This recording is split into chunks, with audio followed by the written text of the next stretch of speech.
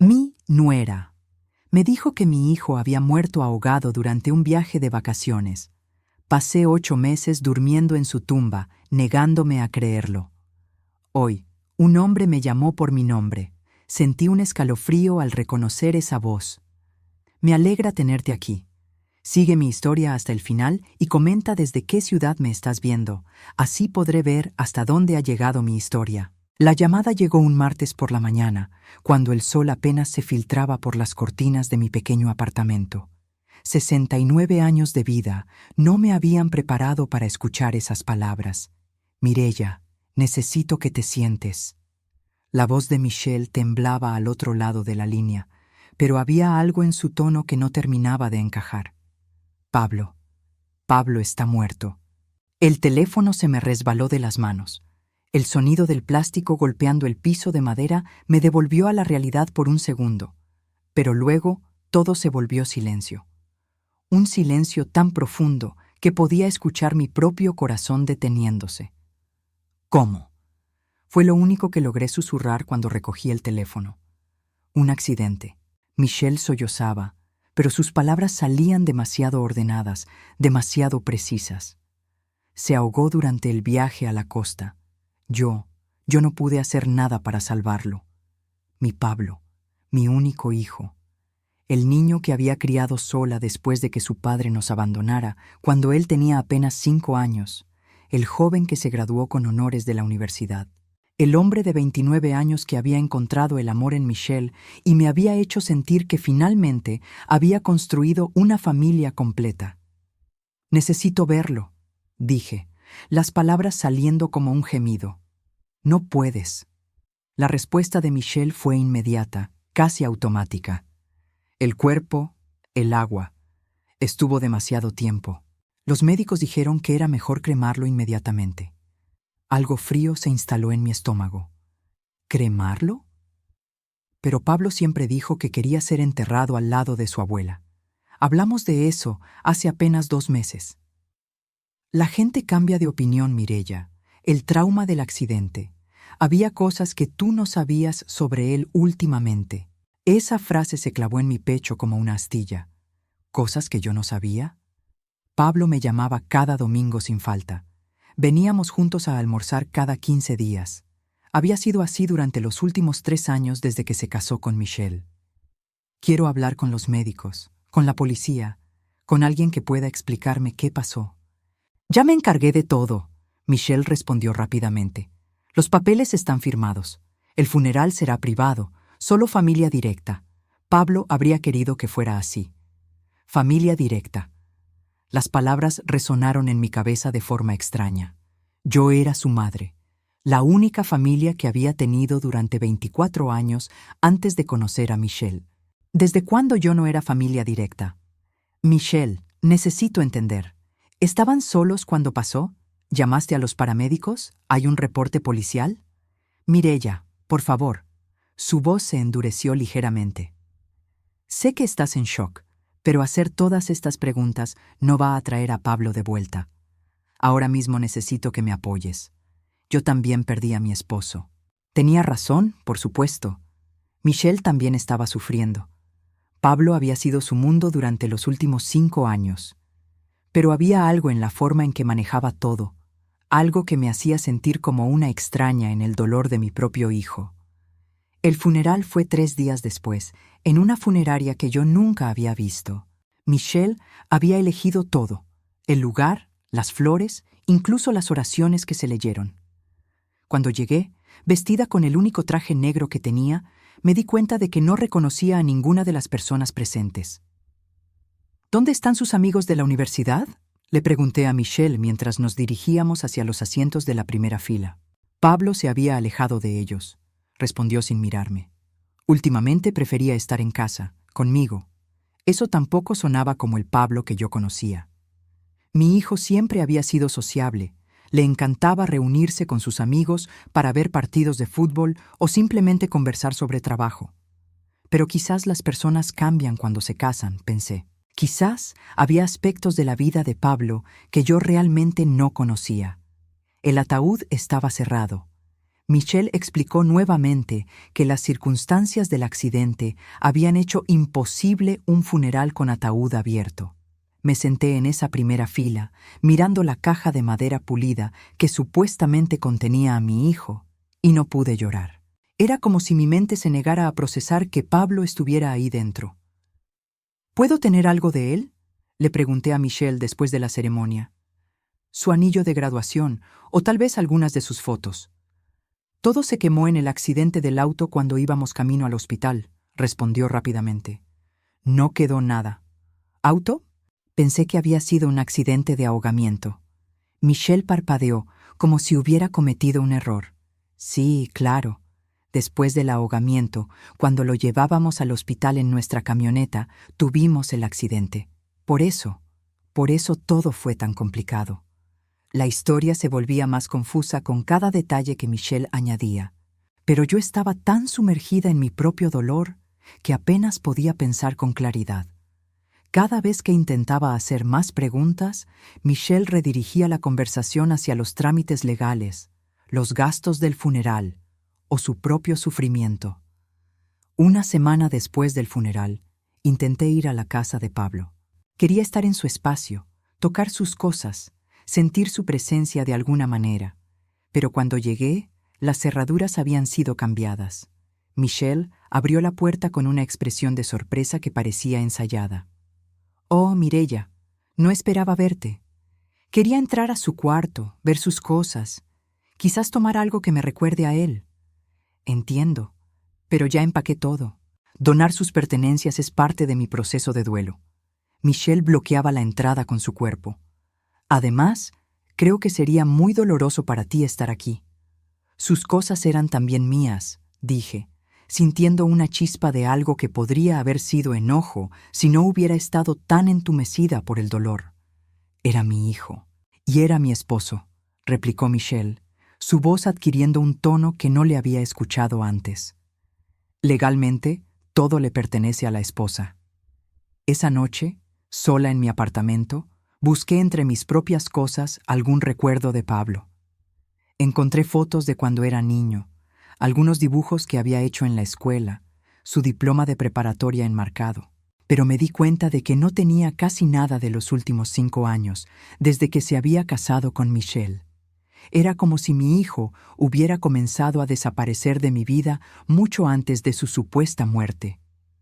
2 semanas después del funeral, cuando el dolor había comenzado a transformarse en una tristeza constante y pesada, decidí visitar su tumba.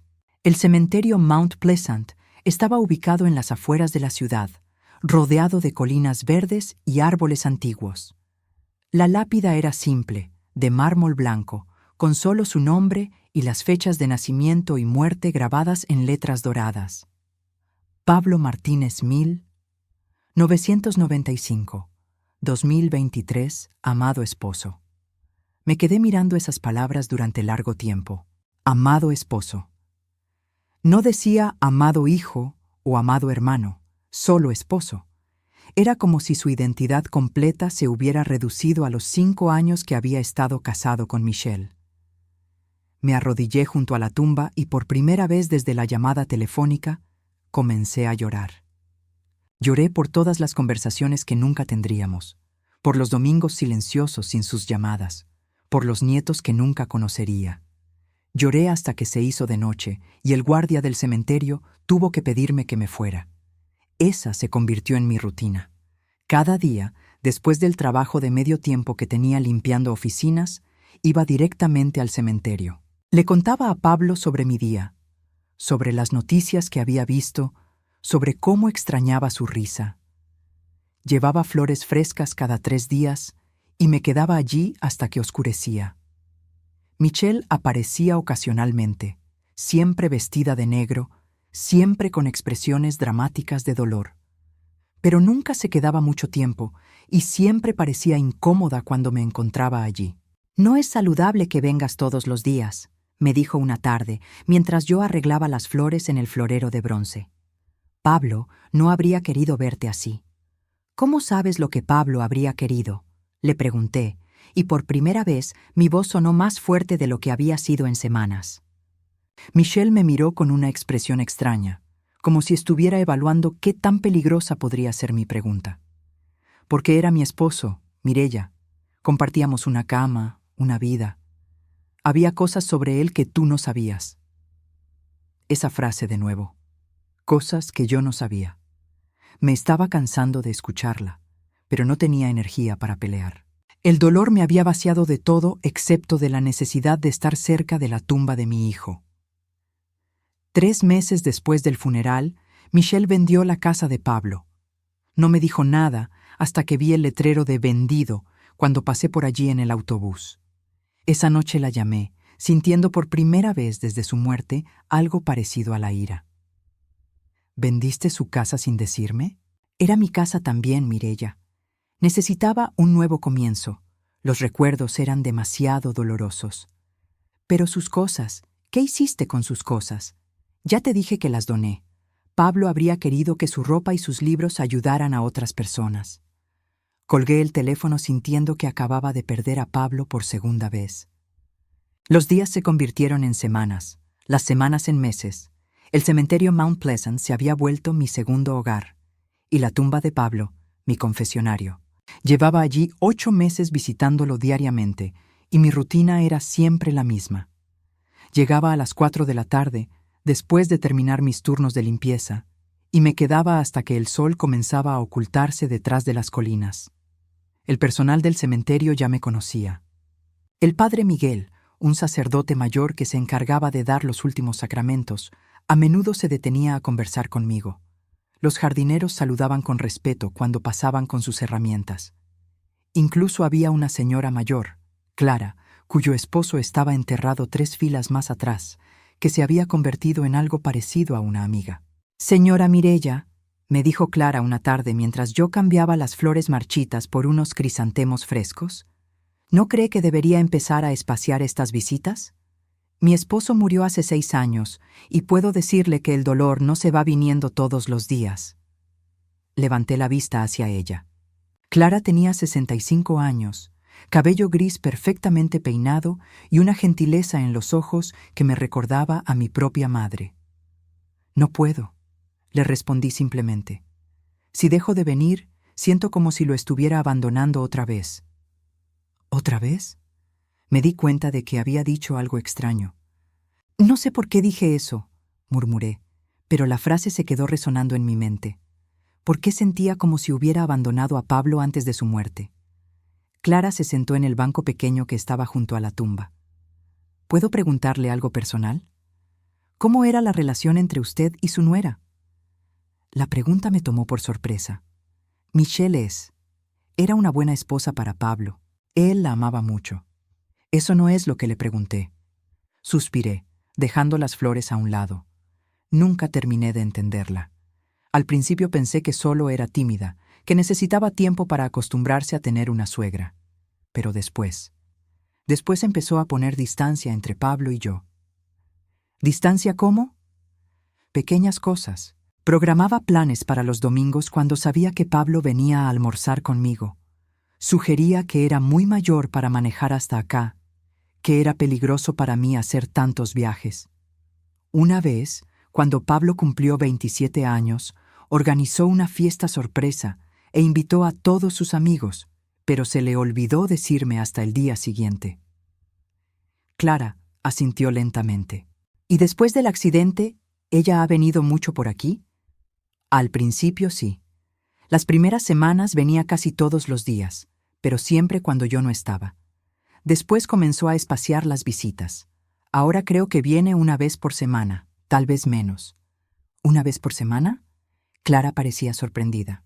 Perdón si suena entrometida, pero cuando mi esposo murió, yo prácticamente viví aquí durante el primer año. No podía estar en ningún otro lugar. Esa observación se quedó conmigo durante días. Era cierto que Michelle parecía estar superando la muerte de Pablo mucho más rápido de lo que yo esperaba. No solo eso, sino que cada vez que la veía, se veía mejor. Su cabello estaba arreglado, su ropa era nueva, incluso parecía haber subido un poco de peso de manera saludable. Una tarde, mientras limpiaba la lápida con un paño húmedo, noté que había algo grabado en la parte de atrás que no había visto antes. Me agaché y leí las palabras en letra pequeña. Descansa en paz, libre al fin. Libre al fin. ¿Libre de qué? Pablo había sido un hombre feliz, o al menos eso era lo que yo había creído. Tenía un trabajo estable como ingeniero en una empresa de construcción, estaba casado con una mujer que decía amarlo, habíamos tenido una buena relación. ¿De qué necesitaba ser libre? Esa noche llamé a Michelle. Hacía casi un mes que no hablábamos, y su voz sonó sorprendida cuando respondió. «Mireya, ¿está todo bien? Estuve en la tumba hoy y vi las palabras en la parte de atrás. Libre al fin. ¿Qué significa eso?» Hubo una pausa larga antes de que Michelle respondiera. Pablo estaba pasando por una época difícil antes del accidente. No quería preocuparte, pero había estado deprimido. ¿Deprimido? Pablo nunca me dijo nada sobre estar deprimido, porque no quería que te preocuparas. Ya tenías suficientes problemas con tu salud y el trabajo. Eso no tenía sentido. Mi salud estaba bien, y Pablo sabía que siempre podía contar conmigo para cualquier cosa. ¿Estaba viendo a algún doctor? ¿Tomando medicamentos? Sí, pero no quería que nadie lo supiera. El estigma, ya sabes. Para un hombre como Pablo, admitir que necesitaba ayuda psicológica era muy difícil. Me gustaría hablar con ese doctor. Eso no es posible, Michelle respondió rápidamente. El doctor respeta la confidencialidad médica, incluso después de la muerte. Algo en su tono me hizo sentir incómoda, pero no podía identificar exactamente qué era. Michelle, siento que hay cosas sobre los últimos meses de vida de Pablo que no entiendo. ¿Podrías venir a visitarme? Podríamos hablar con más tranquilidad. Estoy muy ocupada ahora mismo. Me mudé a un apartamento más pequeño y estoy empezando un trabajo nuevo. Además, creo que hablar constantemente sobre Pablo no es saludable para ninguna de las dos. Después de colgar, me quedé sentada en la cocina de mi apartamento, mirando por la ventana hacia la calle. Los faroles comenzaban a encenderse y la gente regresaba a sus casas después del trabajo. Vida normal. Vida que continuaba a pesar de que yo me sentía completamente desconectada de ella. Abrí el cajón de la mesa de la cocina y saqué un cuaderno pequeño que había comprado la semana anterior. No sabía bien por qué lo había comprado, pero esa noche comencé a escribir todo lo que recordaba sobre las conversaciones con Michelle, todas las inconsistencias en sus historias, todas las preguntas que no había sabido hacer en el momento adecuado. Día 1, escribí. Michelle dice que Pablo estaba deprimido, pero él me llamó 3 días antes del accidente para contarme sobre una promoción en el trabajo. Sonaba emocionado. Día 2. Michelle dice que el cuerpo se perdió en un accidente de auto después del ahogamiento, pero los paramédicos habrían hecho un reporte. ¿Por qué no hay papeles oficiales que yo pueda ver? Día 3. Pablo siempre dijo que quería ser enterrado al lado de su abuela Elena. ¿Por qué Michelle eligió un cementerio diferente? Mientras escribía, me di cuenta de que mi mente estaba funcionando con más claridad de lo que había estado en meses. El dolor seguía ahí, pesado y constante, pero por primera vez había algo más: dudas. La semana siguiente, Clara se acercó a mí en el cementerio con una expresión preocupada en el rostro. «Señora Mireya, necesito decirle algo, pero no sé si debería». «Dígame, Clara, ya nada puede ser peor de lo que estoy viviendo». Ayer por la tarde vi a un hombre joven que se parecía mucho a su Pablo. Estaba en el supermercado, en el pasillo de los cereales. Tenía el mismo cabello ondulado, la misma estatura. Mi corazón se detuvo. ¿Está segura? No puedo estar completamente segura, por supuesto. Pero el parecido era tan fuerte que me quedé mirándolo hasta que desapareció. Incluso pensé en seguirlo, pero luego me dije que era una tontería. ¿Qué día fue eso? Martes por la tarde, alrededor de las 5. Martes. El día anterior. Anoté esa información en mi cuaderno esa noche, y también anoté algo más, que Michelle había mencionado que iba de compras los martes por la tarde porque había menos gente. Día 15. Clara vio a alguien parecido a Pablo en el supermercado el martes a las 5. Michelle hace compras los martes a la misma hora. 2 semanas después, el padre Miguel se acercó a mí mientras yo arreglaba las flores en la tumba. Señora Mireya, disculpe la pregunta, pero ¿usted está segura de que su hijo está enterrado aquí? La pregunta me golpeó como un puño en el estómago. ¿Por qué me pregunta eso? He estado en este cementerio durante 30 años. He presidido miles de funerales, pero no recuerdo haber oficiado el funeral de su hijo, y generalmente recuerdo a las madres que lloran como usted lloró ese día. Usted no ofició el funeral, fue un pastor de otra iglesia. Ah, entiendo. Es solo que es muy raro que traigan a alguien de afuera para un funeral aquí. Usualmente las familias prefieren que sea alguien conocido del cementerio. Esa noche agregué una nota más a mi cuaderno. Día 30. El padre Miguel no recuerda el funeral de Pablo.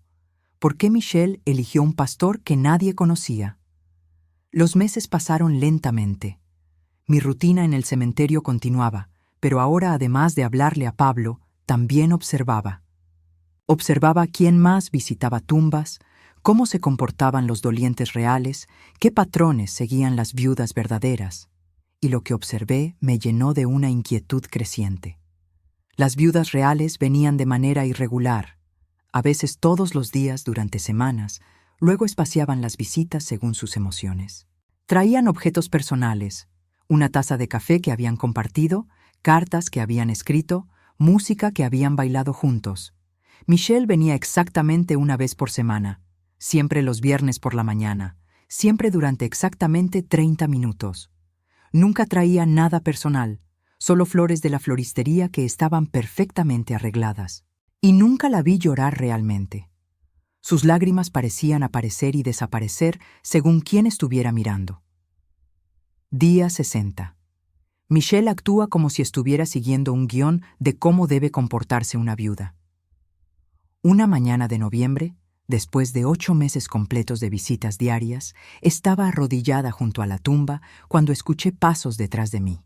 Pensé que sería Clara o el padre Miguel, pero cuando me volví, no había nadie. Me quedé inmóvil, con todos mis sentidos alerta. Los pasos habían sonado más pesados que los de Clara, más seguros que los del padre Miguel. Pasos de alguien joven. ¿Hay alguien ahí?, pregunté en voz alta. Silencio. Pero había algo en el aire, una presencia que no había sentido en los 8 meses anteriores. Como si alguien me hubiera estado observando durante mucho tiempo y finalmente hubiera reunido el valor para acercarse. Me quedé allí hasta que oscureció completamente, esperando que esa presencia regresara. No lo hizo, pero cuando finalmente me levanté para irme, noté algo que me hizo temblar. Había una huella de zapato en la tierra suave al lado de la tumba, una huella que definitivamente no era mía. Era del tamaño exacto de los zapatos que Pablo solía usar. El sol se estaba poniendo cuando sentí una mano tocar suavemente mi hombro. Había estado arrodillada junto a la tumba durante más de 2 horas, como había hecho cada día durante los últimos 8 meses, cuando esa presencia que había sentido la semana anterior finalmente se materializó. Mamá. Esa voz que había escuchado en mis sueños cada noche, que había anhelado volver a oír más que cualquier otra cosa en este mundo. Me quedé inmóvil, sin atreverme a voltear, porque sabía que cuando lo hiciera y no hubiera nadie ahí, algo dentro de mí se rompería definitivamente.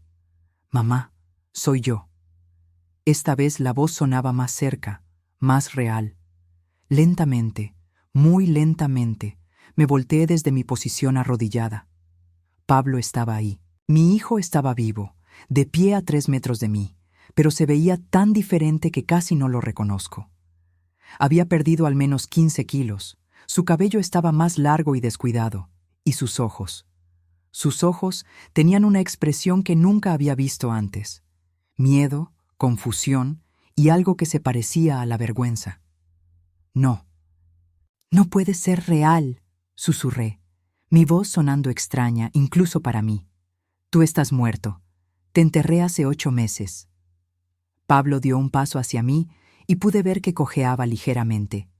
Llevaba ropa que no reconocía, una camisa de manga larga demasiado grande para él y pantalones que se veían como si hubieran sido de hospital o de alguna institución. «Mamá, yo pensé que tú habías muerto», Michelle me dijo. Michelle me dijo que habías tenido un ataque al corazón y que habías muerto mientras yo estaba inconsciente después del accidente. ¿Accidente? ¿Qué accidente? Pablo se acercó más y pude ver las lágrimas corriendo por sus mejillas. Se veía tan frágil, tan quebrado, que todos mis instintos maternales se activaron inmediatamente a pesar del shock. No recuerdo mucho.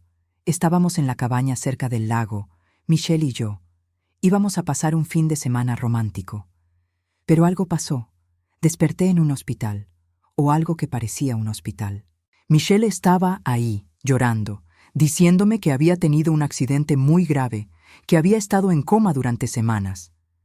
Mi mente luchaba por procesar lo que estaba escuchando. Pablo, Michelle me dijo que te ahogaste, que muriste ahogándote en el lago. ¿Ahogarme? Pablo pareció genuinamente confundido. No, mamá, no me ahogué. Michelle dijo que me había caído y golpeado la cabeza, que había tenido una lesión cerebral grave, que por eso no podía recordar muchas cosas. Siéntate, hijo, le dije, señalando el banco pequeño junto a la tumba.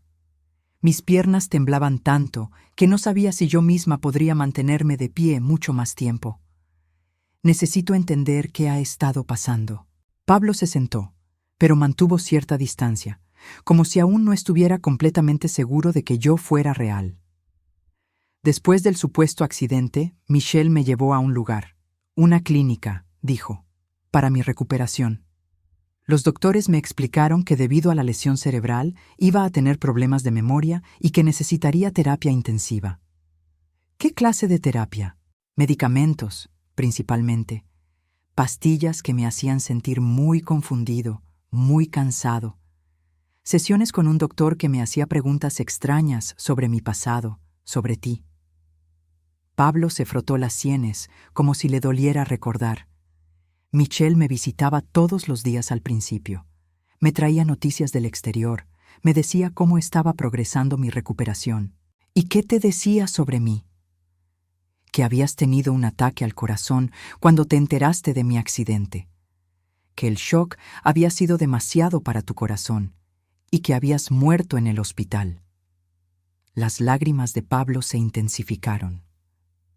Me sentí tan culpable, mamá. Pensé que yo había causado tu muerte. Sentí como si alguien me hubiera golpeado en el pecho. La crueldad de Michelle era más profunda de lo que había imaginado. No solo me había hecho creer que Pablo estaba muerto, sino que le había hecho creer a él que yo había muerto por su culpa. Hijo, nunca tuve un ataque al corazón. He estado aquí, en este cementerio, todos los días durante 8 meses, llorando por ti. Pablo levantó la vista hacia la lápida que estaba frente a nosotros, leyendo por primera vez su propio nombre grabado en mármol. Ese soy yo. Esa es mi tumba. Sí, pero yo estoy vivo. Sí, estás vivo. Nos quedamos en silencio durante varios minutos, tratando de procesar la magnitud de lo que había ocurrido. Finalmente, Pablo habló de nuevo. Michelle me dijo que ibas a ser cremada y que tus cenizas iban a ser esparcidas en el mar, que esa había sido tu voluntad. Por eso nunca pude visitarte, nunca pude despedirme. Su voz se quebró. He estado viviendo con esa culpa durante todos estos meses. ¿Dónde has estado viviendo, Pablo? ¿Dónde te tenía Michelle? En la clínica, Serenity Hills se llamaba. Era un lugar extraño, muy aislado. Al principio pensé que era normal, porque era un centro de rehabilitación especializado, pero después comencé a notar cosas raras. ¿Qué clase de cosas? Los otros pacientes nunca parecían mejorar. Algunos llevaban años ahí, según me dijeron, pero seguían tomando los mismos medicamentos, teniendo las mismas sesiones. Y los doctores siempre me hacían las mismas preguntas sobre mi vida anterior, sobre mi dinero, sobre las propiedades que tenía. Un frío terrible se instaló en mi estómago. ¿Preguntas sobre tu dinero? Sí. Decían que era parte de la terapia de reintegración social, que necesitaban entender mi situación financiera para ayudarme a planificar mi futuro. Pero nunca entendí por qué eso era tan importante para mi recuperación cerebral. Pablo, ¿firmaste algún papel mientras estabas ahí? Muchos. Michelle me traía documentos constantemente. Decía que eran formularios médicos, autorizaciones para tratamientos, cosas así. Yo firmaba todo porque confiaba en ella, porque pensé que me estaba ayudando. Pablo se pausó, y pude ver el horror comenzando a formar en sus ojos. Mamá, ¿tú crees que...? Creo que Michelle te robó todo, dije suavemente. Tu casa, tu dinero, tu vida. Pablo se quedó callado por un largo rato, procesando. Después preguntó, ¿cómo escapé? Eso es lo que necesito saber. ¿Cómo llegaste hasta aquí? Los medicamentos, dijo lentamente. Hace unas 3 semanas comencé a esconder las pastillas debajo de mi lengua en lugar de tragarlas. No sé por qué lo hice, solo tenía una sensación extraña sobre ellas. Gradualmente mi mente comenzó a aclararse. ¿Y entonces? Empecé a recordar cosas. Tu cara, nuestra casa, las comidas de los domingos. Y me di cuenta de que los recuerdos que los doctores me habían ayudado a formar sobre tu muerte no se sentían reales. Se sentían como algo que me hubieran contado, no como algo que hubiera vivido. Pablo se levantó del banco y comenzó a caminar en círculos pequeños como si el movimiento lo ayudara a pensar. Una noche, hace 2 semanas, escuché a 2 enfermeros hablando en el pasillo. Mencionaron mi nombre y algo sobre mantener al paciente estable hasta que se complete la transferencia de propiedades. ¿Transferencia de propiedades? Eso mismo pensé yo. Comencé a prestar más atención, a fingir que seguía confundido mientras observaba todo lo que pasaba a mi alrededor. Y me di cuenta de que no era un paciente en recuperación. Era un prisionero. La palabra prisionero resonó en el aire entre nosotros como un eco. Mi hijo había sido secuestrado por su propia esposa, mantenido drogado y aislado mientras ella se robaba su vida. ¿Cómo saliste de ahí? Hace 5 días, fingí tomar mis medicamentos como siempre, pero los escupí después de que la enfermera se fuera.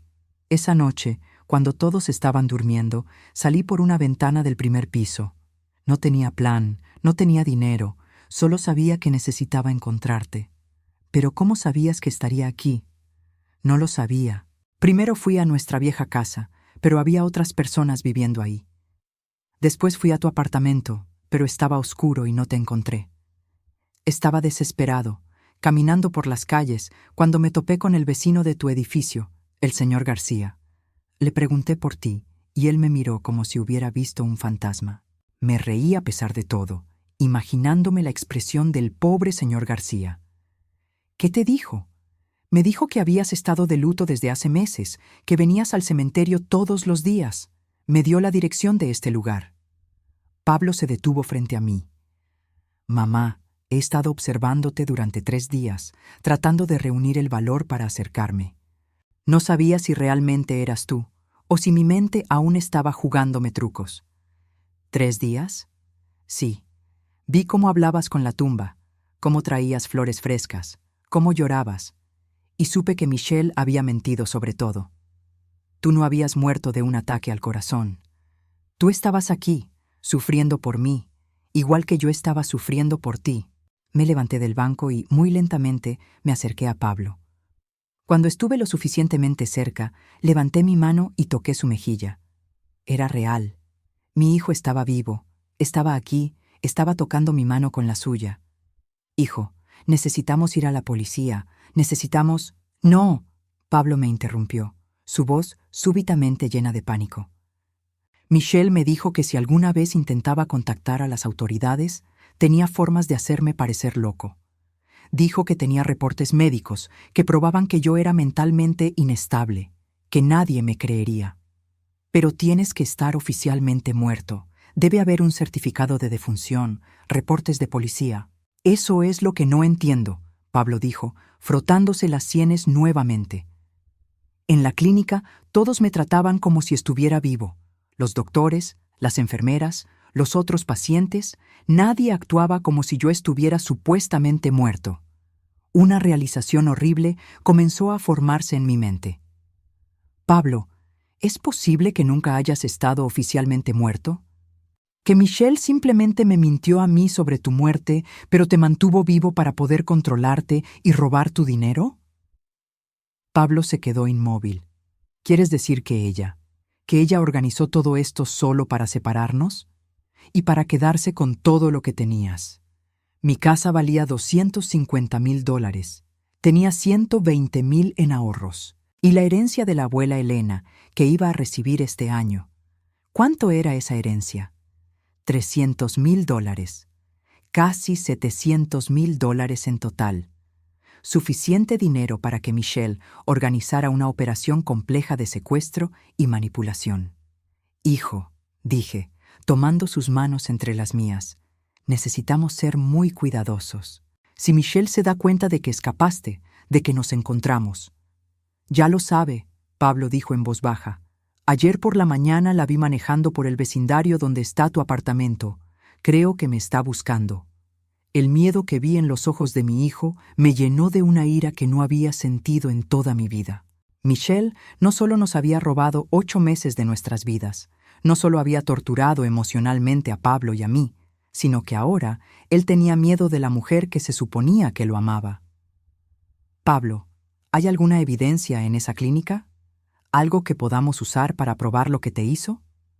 Hay registros médicos, los medicamentos que me daban, las firmas en los documentos que me hizo firmar, pero no sé cómo podríamos conseguir eso sin que ella se entere. La oscuridad había caído completamente sobre el cementerio. A la distancia, podía ver las luces del guardia de seguridad haciendo sus rondas nocturnas. En unas pocas horas, este lugar estaría cerrado al público. Necesitamos irnos, dije, pero primero necesitamos un plan. Mamá, Pablo dijo, y su voz sonaba como la de un niño asustado. ¿Tú crees que podremos probar la verdad? ¿Tú crees que Michelle va a pagar por lo que nos hizo? Miré la tumba falsa de mi hijo, pensé en los 8 meses de agonía que había vivido, en el sufrimiento que Pablo había experimentado creyendo que yo había muerto por su culpa. Pensé en la crueldad calculada que se necesitaba para orquestar algo así. Sí, hijo, dije, y por primera vez en 8 meses mi voz sonó fuerte y decidida. Michelle va a pagar por todo. Pero mientras caminábamos juntos hacia la salida del cementerio, no tenía idea de que Michelle ya sabía que Pablo había escapado y que ya estaba planeando su próximo movimiento.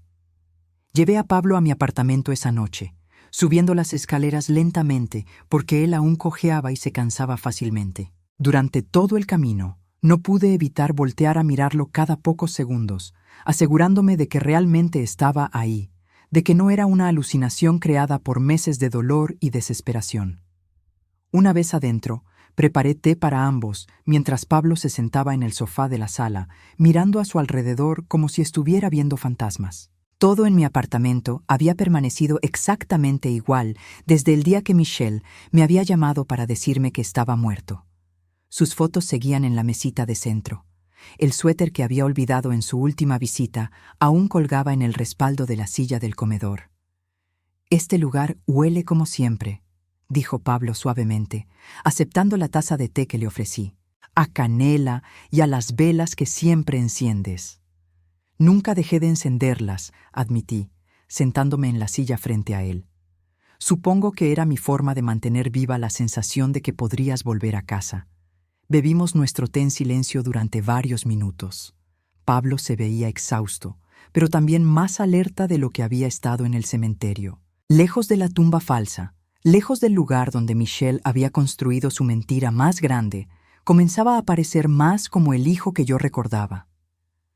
«Hijo», dije finalmente, «necesito que me cuentes todo lo que recuerdas sobre esa clínica, cada detalle, sin importar qué tan pequeño parezca». Pablo dejó su taza en la mesa y se recostó en el sofá. La clínica se llamaba Serenity Hills. Estaba ubicada como a 2 horas de la ciudad, en una zona muy aislada rodeada de bosques. Desde afuera se veía como un lugar elegante, casi como un resort de lujo. ¿Cuántas personas trabajaban ahí? No muchas. Había un doctor principal, el doctor Harrison, que era quien me veía más frecuentemente. 2 o 3 enfermeras que rotaban turnos. Algunos empleados de mantenimiento y cocina, y había como 10 o 12 pacientes en total. ¿Hablabas con los otros pacientes? Al principio no. Los medicamentos me mantenían tan sedado que apenas podía mantener una conversación coherente. Pero en las últimas semanas, cuando comencé a fingir que tomaba las pastillas, empecé a observar más. Pablo se frotó los ojos, como si el esfuerzo de recordar le causara dolor físico. Había algo muy extraño en todos los otros pacientes. ¿Extraño cómo? Todos eran hombres jóvenes, entre 25 y 35 años aproximadamente. Todos habían llegado ahí después de accidentes que no podían recordar bien, y todos tenían esposas o novias que los visitaban regularmente y que manejaban sus asuntos financieros mientras ellos estaban recuperándose. Un frío terrible se instaló en mi estómago. Pablo, ¿estás diciéndome que Michelle no era la única? ¿Que había otras mujeres haciendo lo mismo? Eso es exactamente lo que estoy diciendo. Pablo se inclinó hacia adelante, su voz volviéndose más intensa. Había un hombre llamado Marcus, que llevaba ahí 2 años. Su esposa había vendido su negocio de construcción para pagar los gastos médicos. Otro, David, había estado ahí 18 meses, y su novia había liquidado todas sus cuentas de inversión. ¿Y nadie cuestionaba esto? ¿Los doctores no veían que era sospechoso? Los doctores eran parte del plan, mamá. El doctor Harrison le reportaba directamente a Michelle sobre mi progreso. Una vez los escuché hablando por teléfono sobre ajustar mis medicamentos para mantenerme cooperativo pero no completamente inconsciente. ¿Qué clase de medicamentos te daban? Benzodiazepinas, principalmente. Y algo más que nunca me dijeron qué era, pero que me hacía sentir muy confundido y con problemas de memoria. También me inyectaban algo una vez por semana que me dejaba completamente fuera de combate durante 2 o 3 días. Me levanté del silla, demasiado agitada para permanecer sentada. Pablo, esto es mucho peor de lo que pensé. No era solo sobre el dinero, era una operación completa. Sí, y Michelle era muy buena en lo que hacía. Había estado planeando esto durante mucho tiempo antes de que pasara. ¿Qué quieres decir? Pablo suspiró profundamente.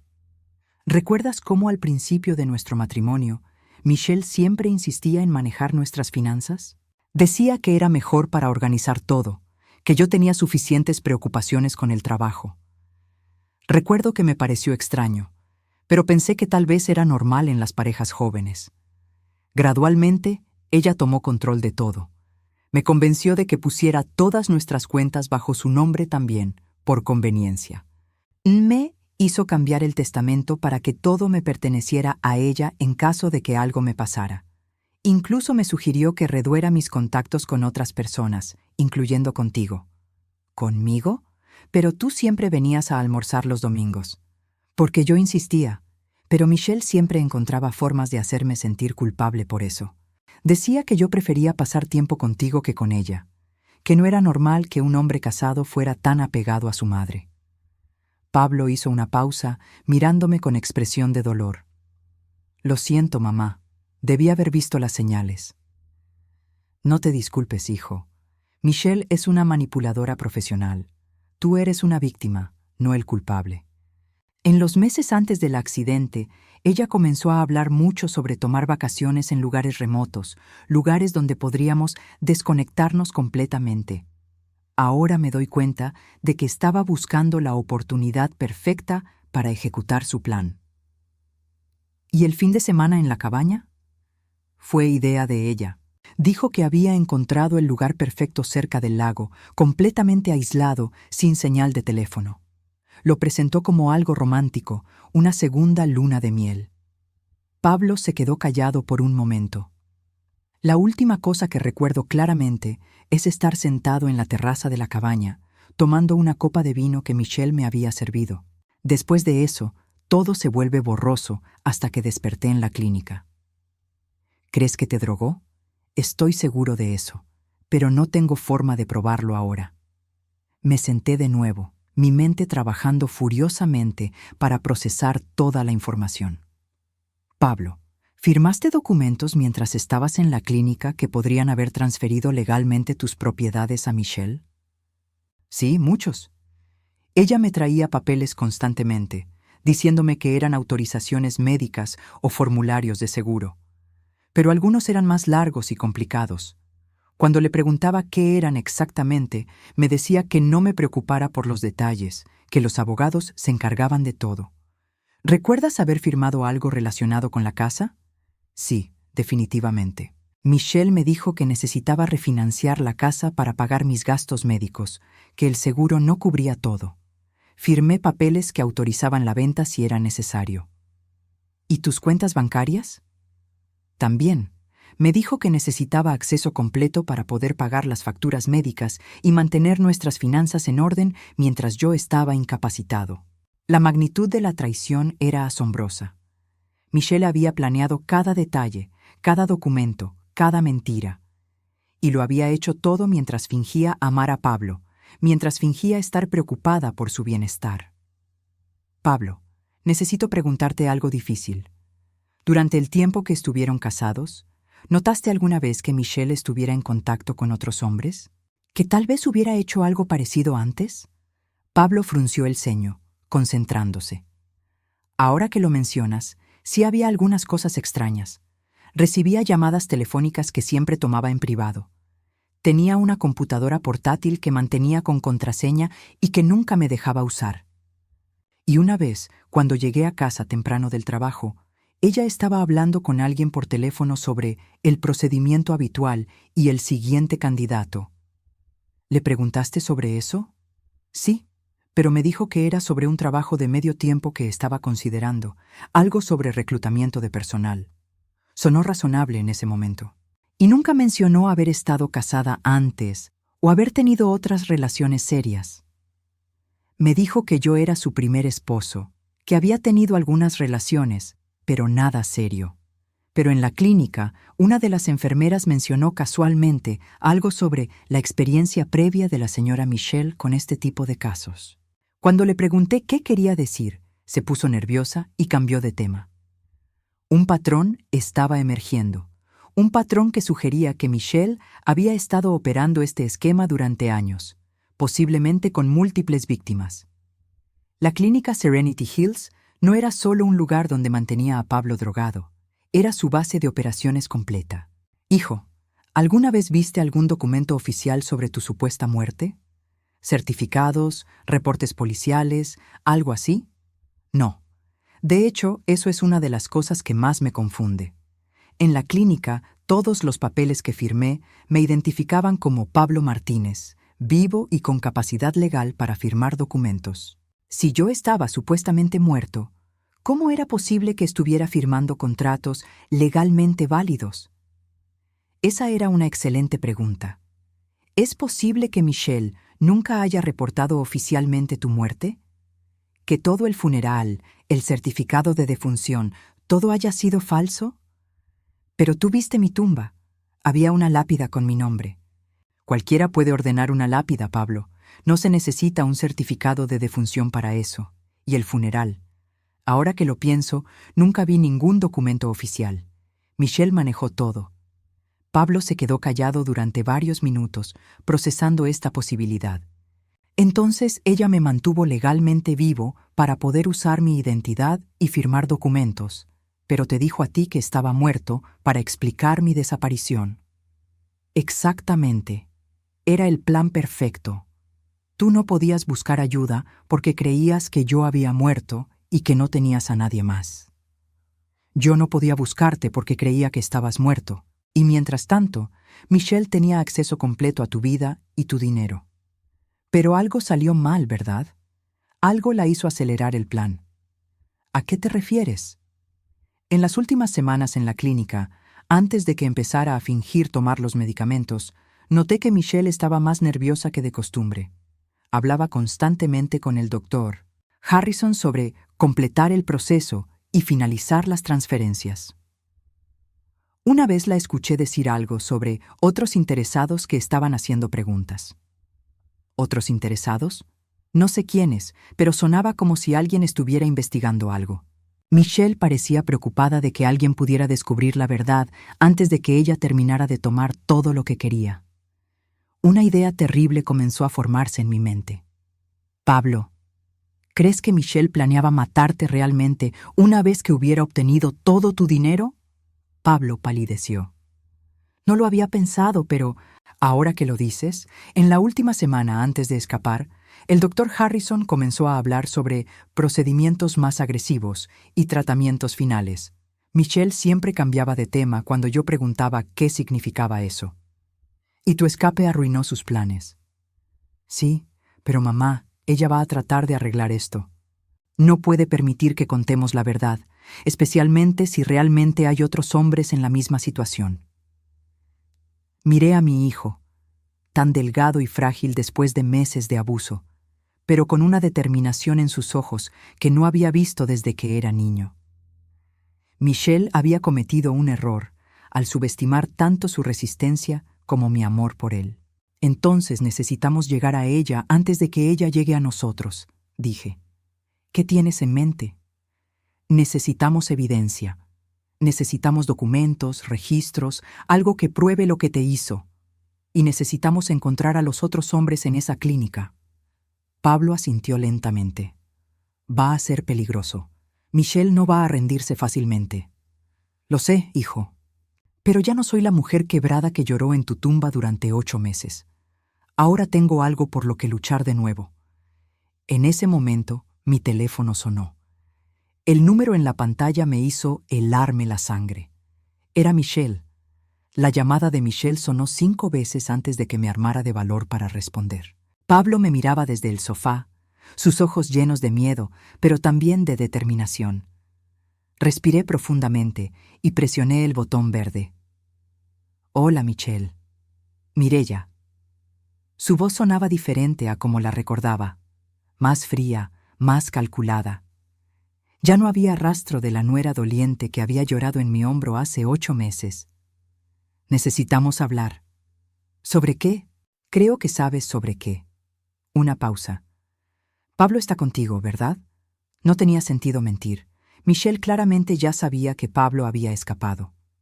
Sí. Bien. Entonces podemos resolver esto como adultos civilizados. ¿Puedes venir a la casa mañana por la noche? Las 8 sería perfecto. ¿Qué casa? La casa de Pablo, por supuesto. Mi casa ahora, técnicamente hablando. Su tono era casi burlón. Tengo algunos documentos que creo que les interesará ver. Pablo negó violentamente con la cabeza, pero yo mantuve mi voz tranquila. Muy bien, ahí estaremos. Excelente. Y Mireya, ven sola. Pablo puede esperar en el carro si quiere, pero esta conversación es entre mujeres adultas. Colgó antes de que pudiera responder. Pablo se levantó inmediatamente del sofá. Mamá, no podemos ir ahí, es una trampa. Por supuesto que es una trampa, pero también es nuestra oportunidad de conseguir evidencia. ¿Evidencia? ¿De qué hablas? Me senté junto a él, tomando sus manos entre las mías.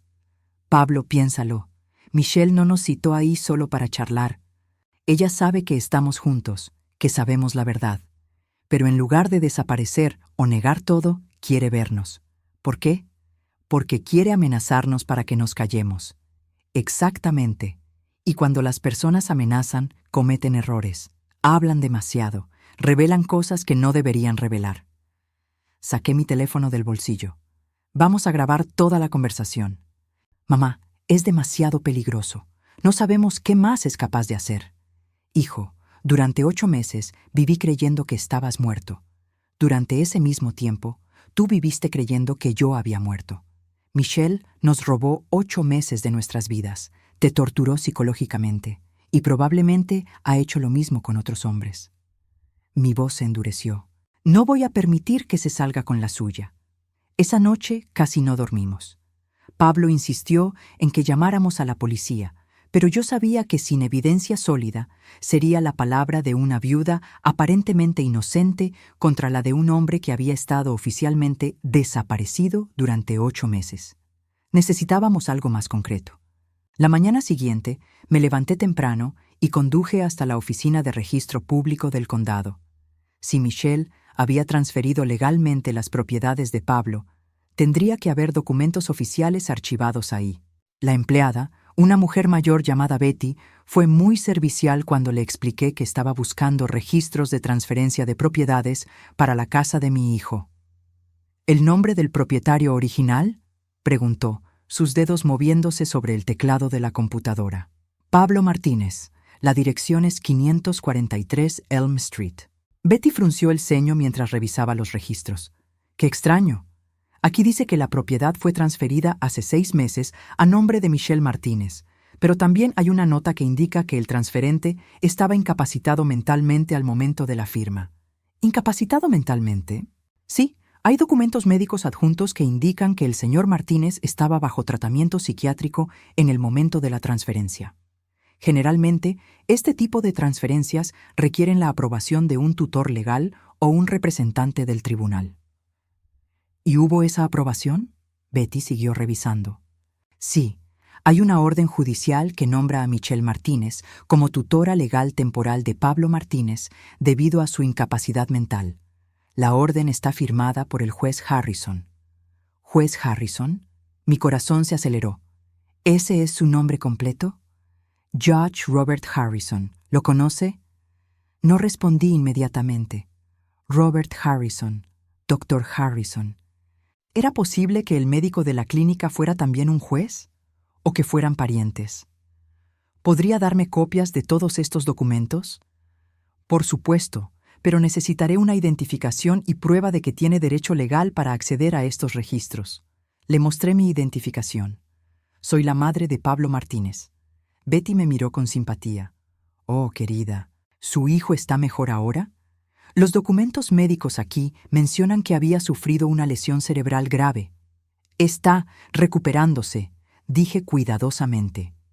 30 minutos después, salí de la oficina con copias de todos los documentos relacionados con la transferencia de la casa de Pablo. También tenía algo más: la dirección de trabajo del juez Harrison. De regreso en mi apartamento, Pablo y yo revisamos los documentos juntos. La evidencia era abrumadora. Michelle había usado documentos médicos falsos para convencer a un juez de que Pablo era mentalmente incompetente. Luego había usado esa tutela legal para transferir todas sus propiedades a su nombre. «Mira esto», dijo Pablo, señalando una firma en uno de los documentos. «Esta no es mi firma». «¿Estás seguro?» «Completamente. Mi firma tiene una forma muy específica de hacer la P en Pablo, y esta no la tiene. Entonces Michelle falsificó tu firma además de todo lo demás». «Pero mamá, si ella falsificó mi firma en estos documentos legales, ¿por qué me molestó en hacerme firmar tantos papeles en la clínica?» Estudié los documentos más cuidadosamente. Porque estos son los documentos oficiales que necesitaba para el tribunal. Los papeles que firmaste en la clínica probablemente eran solo para mantenerte cooperativo, para hacer que sintieras que tenías algún control sobre la situación. ¿Y el juez Harrison? Tengo una teoría sobre eso, pero necesitamos más información. Pasamos el resto del día preparándonos para la confrontación de esa noche. Pablo practicó su historia una y otra vez, asegurándose de que podía recordar todos los detalles sobre la clínica, los medicamentos y los otros pacientes. Yo revisé mi teléfono, asegurándome de que la aplicación de grabación funcionara correctamente. A las 7:30 de la noche, estacionamos frente a la casa que había sido de Pablo. Se veía diferente. Las cortinas habían cambiado. Había un auto nuevo en la entrada y el jardín estaba arreglado de manera diferente. ¿Estás lista?, le pregunté a Pablo. No, pero hagámoslo de todos modos. Michelle abrió la puerta antes de que pudiéramos tocar el timbre. Se veía impecable, como siempre, vestida con un traje negro elegante y con el cabello perfectamente peinado. Pero había algo en sus ojos que no había visto antes, una dureza que hacía que se viera como una persona completamente diferente. «Mireya, Pablo, pasen, por favor». La sala había sido completamente redecorada. Todos los muebles que Pablo había elegido habían sido reemplazados por piezas más modernas y caras. Era como si hubiera borrado toda evidencia de que él alguna vez había vivido allí. «Siéntense», dijo Michelle, señalando el sofá nuevo.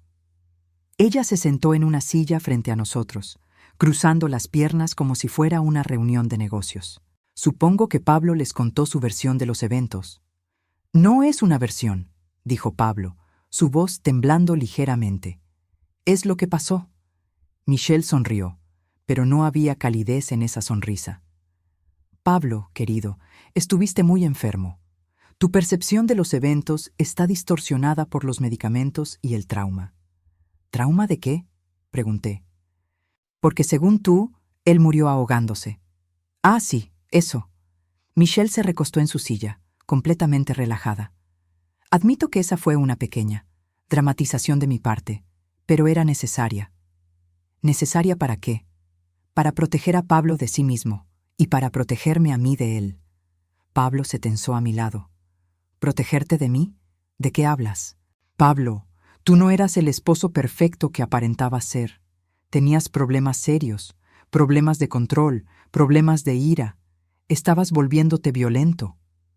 Eso es mentira. Pablo se levantó del sofá. Jamás te puse una mano encima. ¿No?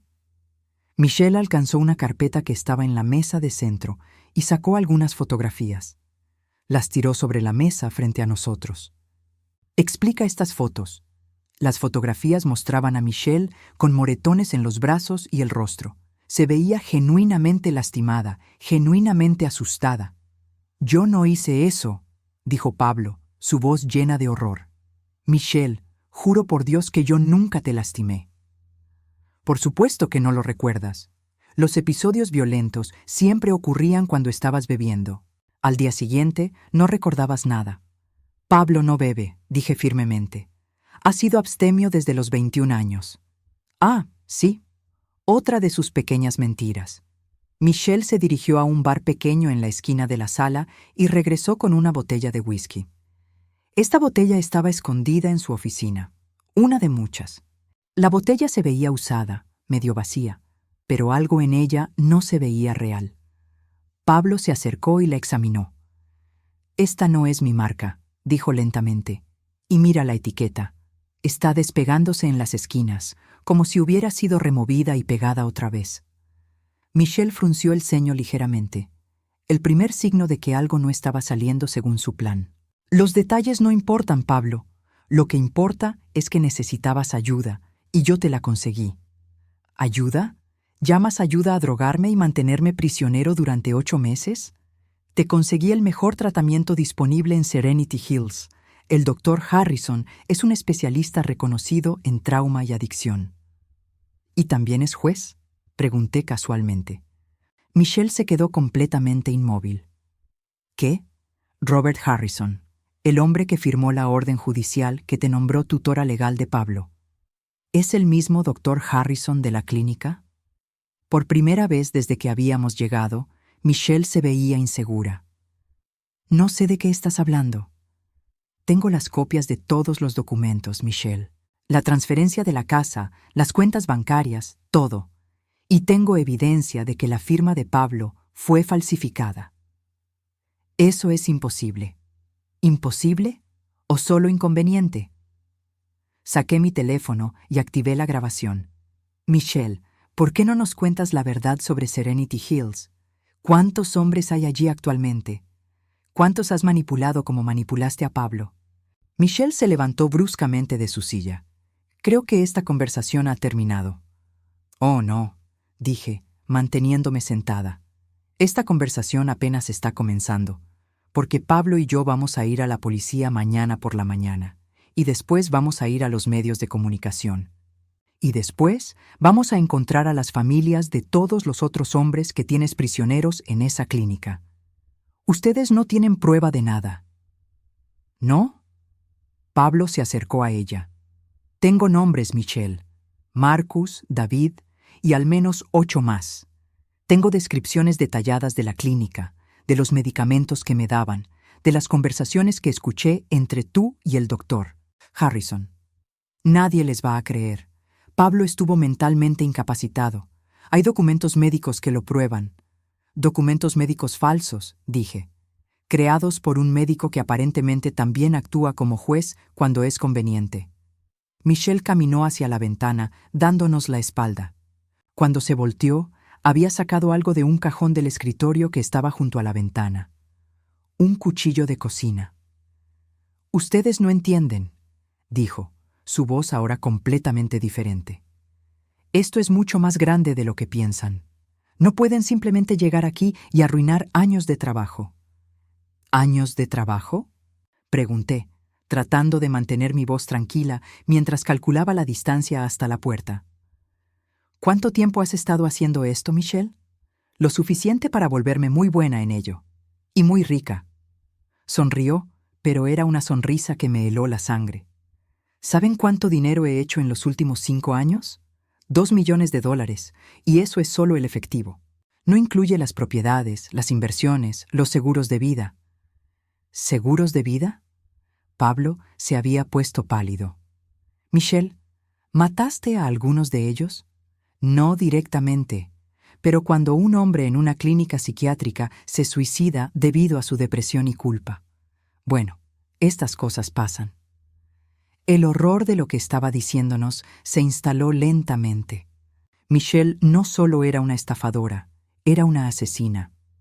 «Pablo», dije suavemente, «creo que necesitamos irnos».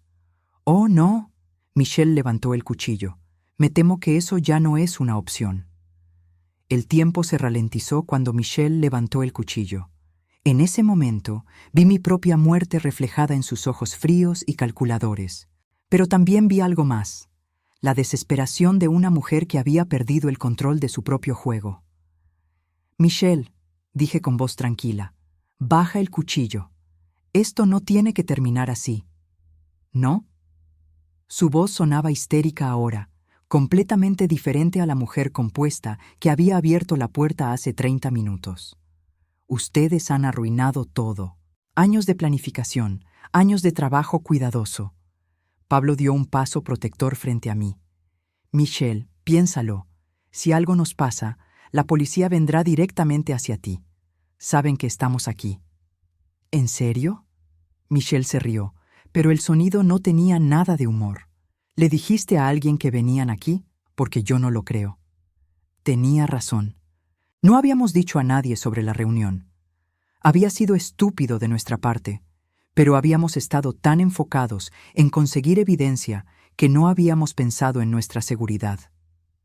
«Además», continuó Michelle, «si ustedes desaparecen esta noche, tengo una historia muy convincente que contar».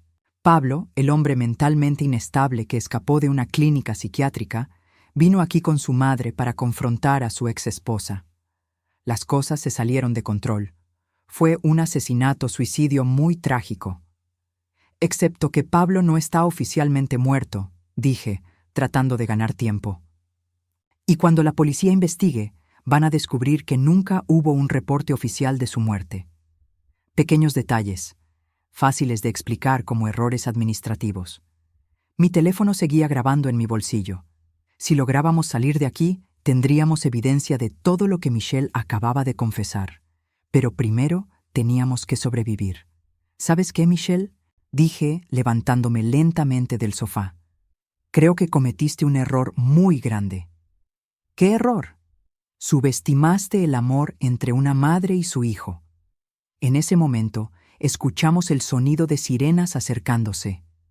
Michelle se quedó inmóvil, el cuchillo aún en su mano, pero su expresión cambió de confianza a pánico. «¿Qué?». Pablo sonrió por primera vez en toda la noche. «¿Recuerdas cuando dijiste que no habíamos dicho a nadie que veníamos aquí? Bueno, eso no era completamente cierto». «¿De qué hablas?». «Clara, la señora del cementerio, sabe exactamente dónde estamos. Le pedí que llamara a la policía si no recibía mi llamada a las 9 en punto». Pablo miró el reloj en la pared. Son las 9:05. Michelle corrió hacia la ventana, mirando a través de las cortinas. 3 patrullas policiales se detuvieron frente a la casa, sus luces rojas y azules iluminando toda la calle. «¡Maldición!». Michelle dejó caer el cuchillo y se dirigió hacia la puerta trasera. «Esto no ha terminado. Tengo conexiones, tengo dinero. Encontraré la manera de...». «No, Michelle», la interrumpí, mi voz ahora fuerte y segura. «Esto sí ha terminado. Los golpes en la puerta principal fueron fuertes y autoritarios. «¡Policía! ¡Abran la puerta!». Pablo fue a abrir mientras yo recogí el cuchillo del piso y lo puse en una mesa, lejos del alcance de Michelle. Ella se había quedado inmóvil en el centro de la sala, como un animal atrapado. 3 oficiales entraron, seguidos por una detective de mediana edad con cabello gris y una expresión seria. «¿Señora Martínez?». La detective se dirigió a mí. «Sí, soy Mireya Martínez, y este es mi hijo Pablo». La detective frunció el ceño. «¿Su hijo Pablo? ¿El mismo Pablo Martínez que supuestamente murió ahogándose hace 8 meses? Esa es una historia muy larga, detective». «Detective Carmen Vázquez. Y tiene razón, va a ser una historia larga. Pero tenemos tiempo». Se dirigió hacia Michelle. «Señora, voy a necesitar que se identifique. Michelle Martínez, esta es mi casa». «¿Su casa?». «Porque según nuestros registros, esta casa pertenece a Pablo Martínez, quien aparentemente no está tan muerto como algunos reportes sugieren». Pasé las siguientes 3 horas en la estación de policía, contando toda la historia desde la llamada telefónica de Michelle hasta nuestra confrontación de esa noche. Pablo estaba en otra sala, dando su propio testimonio. Pero antes de que nos separaran, logré entregarle a la detective Vázquez mi teléfono con la grabación completa de la confesión de Michelle. «¿2 millones de dólares?», repitió la detective cuando llegamos a esa parte de la grabación. «¿Ella realmente dijo que había hecho 2 millones de dólares con este esquema?». «Sí, y mencionó que algunos de sus víctimas se habían suicidado en la clínica. Vamos a necesitar toda la información que tengan sobre esta clínica Serenity Hills, nombres, ubicaciones, cualquier cosa que Pablo recuerde». A las 2 de la madrugada, la detective Vázquez entró en la sala de interrogatorios donde Pablo y yo esperábamos juntos. «Tengo noticias», anunció. «Primero encontramos la clínica. Está ubicada exactamente donde Pablo dijo que estaría, y en este momento tenemos equipos allí rescatando a 11 hombres que estaban siendo mantenidos bajo medicación forzada». «¿11?». Pablo se inclinó hacia adelante. «¿Están bien?». «Algunos mejor que otros. 2 de ellos están en condiciones críticas y han sido llevados a un hospital real. Los demás están confundidos y desorientados, pero físicamente estables. ¿Y Michelle?». «Michelle Vázquez Moreno, que aparentemente no es su nombre real, está bajo custodia.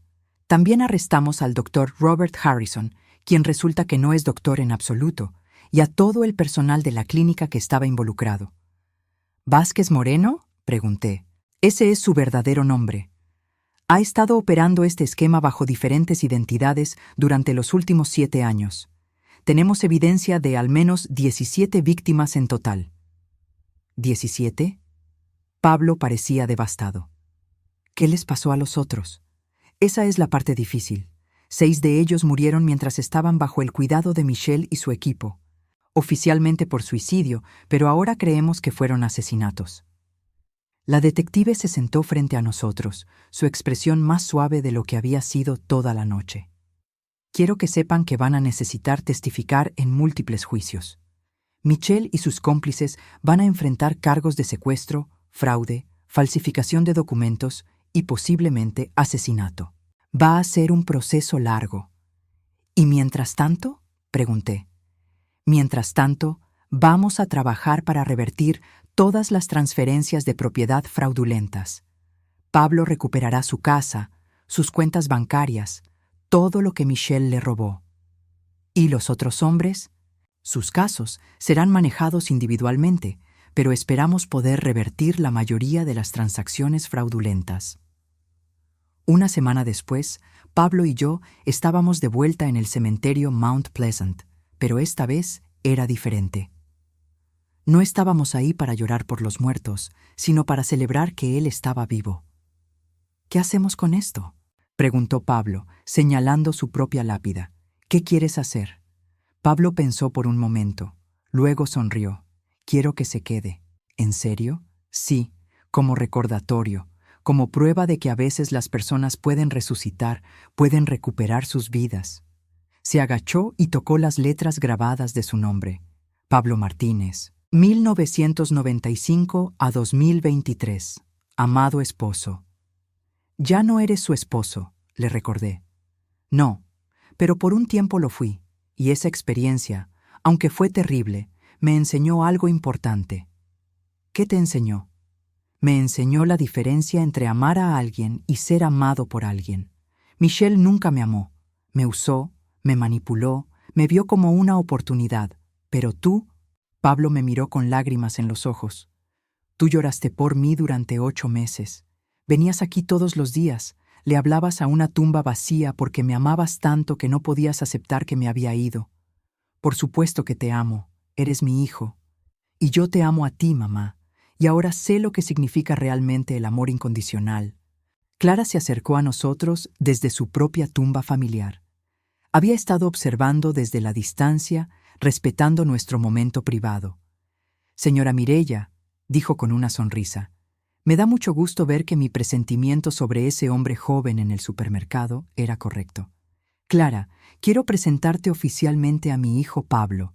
Pablo se acercó y abrazó a Clara. Gracias por cuidar a mi madre cuando yo no podía hacerlo. Fue un honor, respondió Clara. ¿Y ahora qué van a hacer? Pablo y yo nos miramos. Habíamos hablado sobre esto durante toda la semana. Pablo va a mudarse de vuelta a su casa, dije. Y yo me voy a mudar a la casa de huéspedes en su patio trasero. ¿En serio?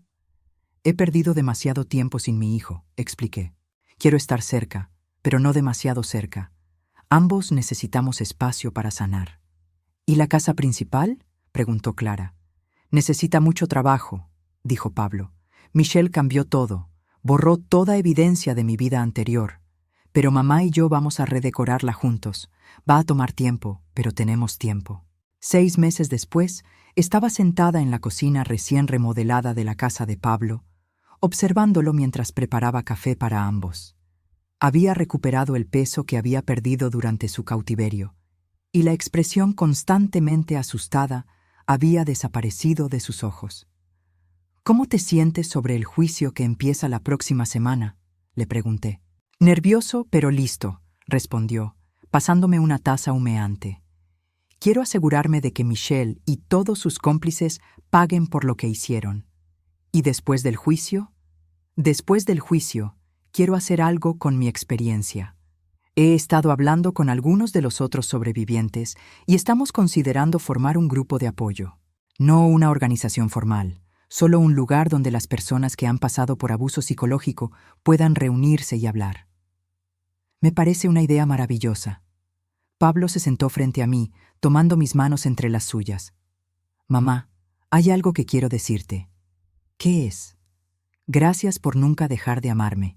Incluso cuando pensabas que estaba muerto, tu amor me encontró. De alguna manera, en esa clínica, cuando me sentía más perdido y solo, podía sentir tu amor. No sabía qué era en ese momento, pero ahora entiendo que tu amor fue lo que me mantuvo cuerdo lo suficiente para escapar. Lágrimas corrían por mis mejillas, pero por primera vez en meses eran lágrimas de felicidad. Y gracias por ser lo suficientemente fuerte para encontrarme, le respondí. Se necesitó mucho valor para escapar de ese lugar. No era valor, mamá. Era amor. El amor que me enseñaste me dio la fuerza para luchar. Afuera, podía escuchar el sonido de los pájaros en el jardín que habíamos replantado juntos. El jardín que Michelle había cambiado ahora tenía las flores que Pablo recordaba de su infancia. Rosas rojas, girasoles y las gardenias que siempre habían sido mis favoritas. La vida no había vuelto a ser exactamente como era antes. Ambos llevábamos cicatrices de los 8 meses que Michelle nos había robado. Pero habíamos aprendido algo que no muchas familias aprenden, que el amor verdadero puede sobrevivir incluso a la muerte aparente, puede atravesar la manipulación más cruel y puede sanar las heridas más profundas. Y por primera vez en mi vida, entendía completamente que había criado a un hombre extraordinario, un hombre que había sobrevivido a un infierno psicológico y había emergido con su capacidad de amar intacta. Michelle había perdido todo, su libertad, su dinero y su poder sobre nosotros. Pero Pablo y yo habíamos ganado algo aún más valioso. Habíamos ganado la comprensión de que nuestro amor era indestructible, y eso valía más que todos los millones que Michelle había robado de todas sus víctimas juntas.